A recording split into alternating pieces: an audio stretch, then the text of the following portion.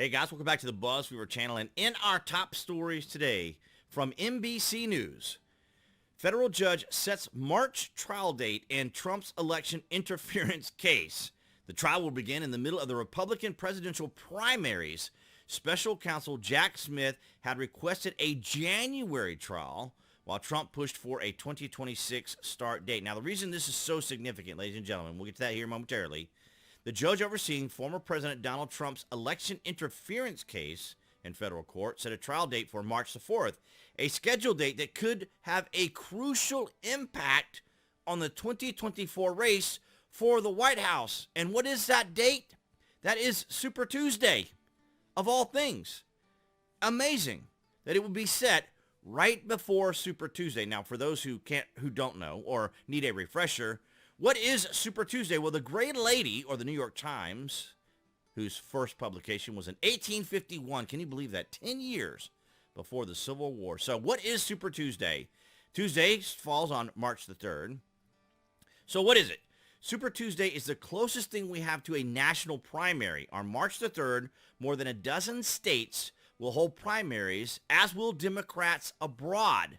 The American Samoan Democratic caucuses are also set to take place.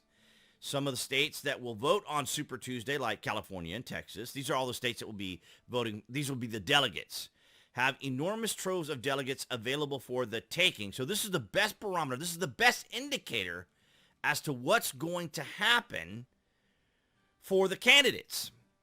And if one candidate opens a wide delegate lead, like gets a tremendous amount of delegates, it can prove mathematically difficult for others to climb back into contention. As such, what happens on Super Tuesday could very well decide the race or come very close to doing so. So, ladies and gentlemen, it is of no particular coincidence that this is happening because, as we have said here on the BuzWeaver channel for quite some time, the establishment uniparty is doing everything it can to ensure that Donald Trump is not elected. The Democrats have nothing to offer anyone outside of pursuing their political enemies. And it should be completely obvious. Breaking news right here from the Post-Millennial. Trump to appeal D.C. trial date of March the 4th, calling it election interference. Exactly what we said, because it's a day before Super Tuesday. At least in 2023, it'll be March the 4th. Or, I'm sorry, in 2024, it'll be March the 4th, not the 3rd. But you guys understand Super Tuesday, right? Former President Donald Trump torched special counsel Jack Smith, as well as federal judge Tanya Chutkan, in a new post he put on Truth Social Monday, just hours after his official trial date in Washington, D.C. was set for March the 4th, the day before Super Tuesday. Trump suggested the actions of both parties amount to election interference, and it does. I mean, ladies and gentlemen, if you cannot see this, I don't think that no amount of articulation that I could do to explain would give you a better idea of what is actually happening. If you were on the fence, not sure, I don't think I could give you any more convincing words or examples. Trump says here, and we'll just read straightly from his quote, deranged Jack Smith and his team of thugs who were caught going to a White House just prior to indicting the 43rd president of the United States, an absolute no-no, have been working on this witch hunt for almost 3 years, but decided to bring it smack in the middle of crooked Joe Biden's political opponent's campaign against him. Election interference. Today, a biased, Trump-hating judge gave me only 2 months extension, just what our corrupt government wanted. Super Tuesday, I will appeal. Absolutely phenomenal. Because let me just illustrate to you, ladies and gentlemen. Now, the reason you guys, many of you, come here to the BuzWeaver channel is because we take the difficult, we take the complicated, we take the tumult, we take the confusion, and we try to make things as simple as possible for anyone to understand what is happening. And here it is, right here, ladies and gentlemen, from Newsweek. Democrat voters think Donald Trump arrest is election interference. So even the more rational, cogent, and I'm going really far on this, guys, by giving Democrats this level of credit, but for those Democrats who do have levels of rationale, they can see this as election interference. A majority of Democrat voters who backed President Joe Biden in 2020 think the investigations and criminal indictments against Donald Trump constitute an interference in the 2024 presidential election. Imagine that, ladies and gentlemen. We are at a point in our history in the United States where an administration is actively pursuing a political opponent who is running for president. And it's amazing because these are the same people who scream threat to democracy, threat to their authoritarian democracy, perhaps.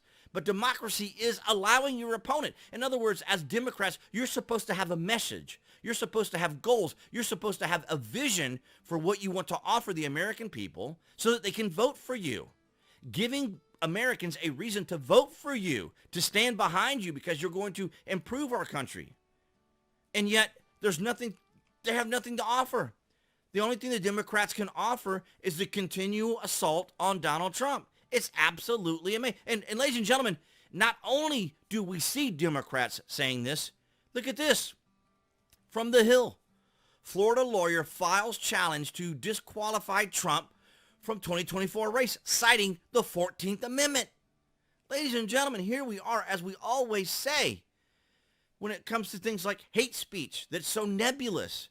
How in the world are you going to create an environment where you have things like hate speech laws or interpreting the amendment based upon an exaggeration and sensationalized concept? So let's take a look at let's just take a real quick look at the Section 3 of the 14th Amendment.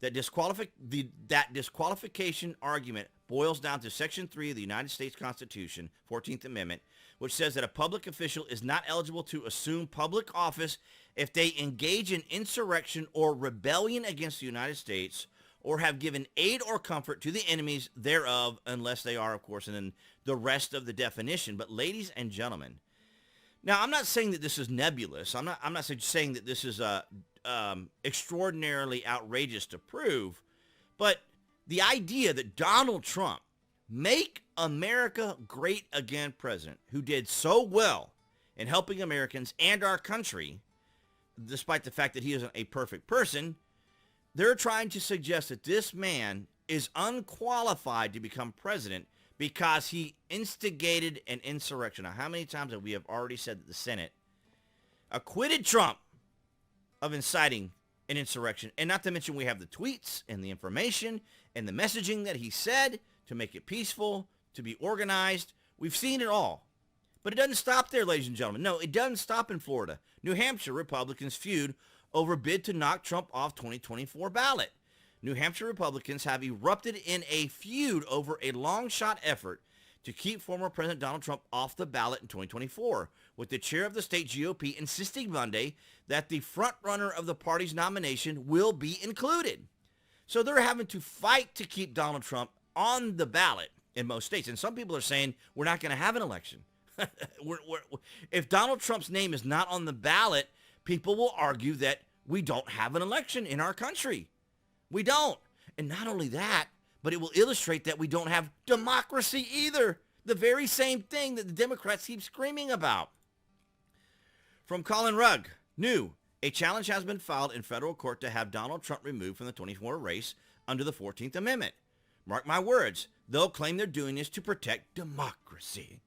Attorney Lawrence Kaplan filed a challenge claiming Trump cannot legally be on the 2024 ballot because he engaged in an insurrection. The bottom line here is that the President Trump both engaged in an insurrection and also gave aid and comfort to other individuals who are engaged in such activity. You've got to be out of your mind, dude. You want to talk about sensationalizing and exaggerating, mountain climbing over molehills to fit your narrative. Wow, that is absolutely extraordinary.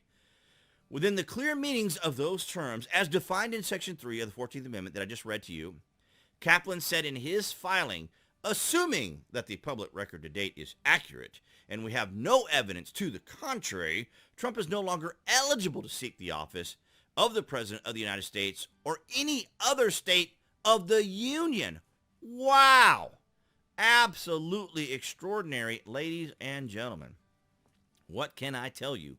What can I say? What can I articulate to illustrate to you, as we have said here on the BuzWeaver channel, that the Democrats and the establishment are working together as a cabal, as a collective, coordinating together to ensure that Donald Trump is not on the ticket. Now, let me tell you something. If the Democrats had something to offer, if they had this extraordinary plan, this incredible vision for the United States, would they not be talking about that? And if Donald Trump has no chance of winning, why are they making this effort? Well, of course, the idea here is to basically pile on. So what they want to do is they want to take this information from January 6th and other areas of his of this litigation and suggest that he was involved in an insurrection. It's absolutely phenomenal, absolutely absurd. I want to know what your thoughts are down in the comments, what you guys think is going to happen, because we've already talked about how wild things are going to get in 2023. Imagine what they're going to be like next year in 2024, because we got a year to go. This is absolutely extraordinary, ladies and gentlemen. But I do want to thank all of you guys for your continued support, all of you across New Tech, as well as here on YouTube for your guys' continued support. And appearing there on the screen, that would be the channel icon. You guys can click on that to subscribe to the channel, as well as to select notifications. That way you know when there's content here on the channel. And I'll see all you guys in the next video.